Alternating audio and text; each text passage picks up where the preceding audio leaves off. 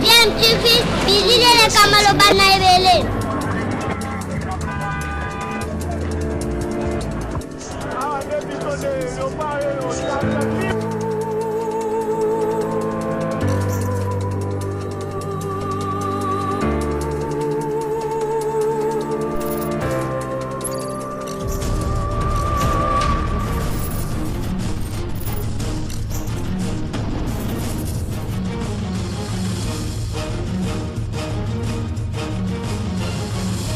DMTV toujours en avant.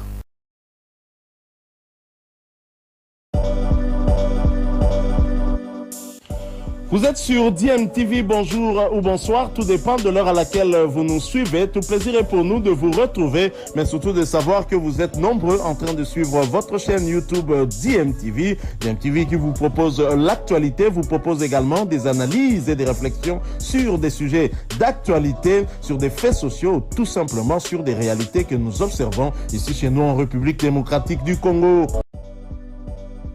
Après sa lettre adressée au président de la République, Félix-Antoine Tshisekedi Tshilombo, lettre dans laquelle le sénateur Matata Ponyo sollicitait, je cite, la cessation de la violation de ses droits fondamentaux par les différents services étatiques, l'ancien Premier ministre a fait encore usage de sa plume pour écrire cette fois-ci au procureur général près la Cour de cassation sur ses démêlés judiciaires. Cette fois, non seulement Matata Ponyo étale ses démarches administratives pour réclamer sa liberté de mouvement à l'intérieur et à l'extérieur du pays, des démarches administratives qui sont demeurées jusque-là vaines au bout de 5 lettres adressées au procureur général près la Cour de cassation, des demandes notamment pour aller se faire soigner à l'extérieur du pays. L'ancien Premier ministre écrit dans cette dernière lettre d'inquiétantes révélations sur sa santé. Matata Ponyo informe au procureur avoir été empoisonné durant la période de sa comparution au parquet près la Cour constitutionnelle au mois de juillet 2021. Une information glissée dans cette dernière lettre pour sans doute protester contre le fait qu'il dénonce depuis quelques semaines déjà se sentir prisonnier dans son propre pays. Pendant que, écrit-il, il apprend que M. Grobler Christo, de nationalité sud-africaine, co-accusé dans le dossier Bukang Alonzo, est retourné dans son pays à la suite de l'autorisation du procureur général près la Cour de cassation. Sans variation, Matata Ponyo persiste encore dans cette lettre sur le fait que l'arrêt rendu sur RP 0001 en date du 25 novembre 2021 par la Cour constitutionnelle stipule qu'aucune cour, y compris la Cour de cassation, ne peut juger un ancien président et un ancien Premier ministre. C'est une œuvre posthume écrite de main du regretté Tshisekedi Babou, ce grand journaliste, biographe et écrivain.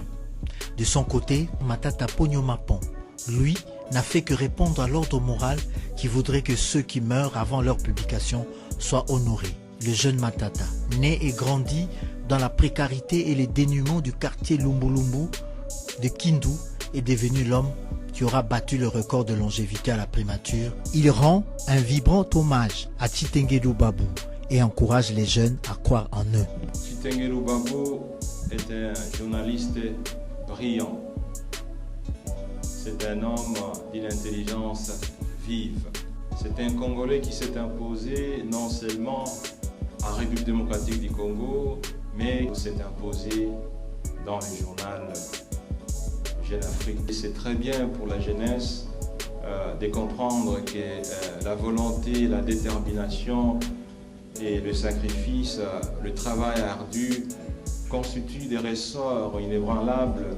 Les jeunes reconnaissent en lui un aspect méconnu du public. C'est un opérateur culturel. Ce que nous connaissons de l'homme, c'est ce grand attachement à la culture. À plusieurs fois, il y a eu des demandes que la chorale a adressées à la primature. Mais lorsqu'il s'agissait d'une demande ayant pour objet la culture, l'homme Matata Ponyo n'hésitait pas de nous recevoir, de nous demander quels étaient nos desiderata et de nous accorder cela.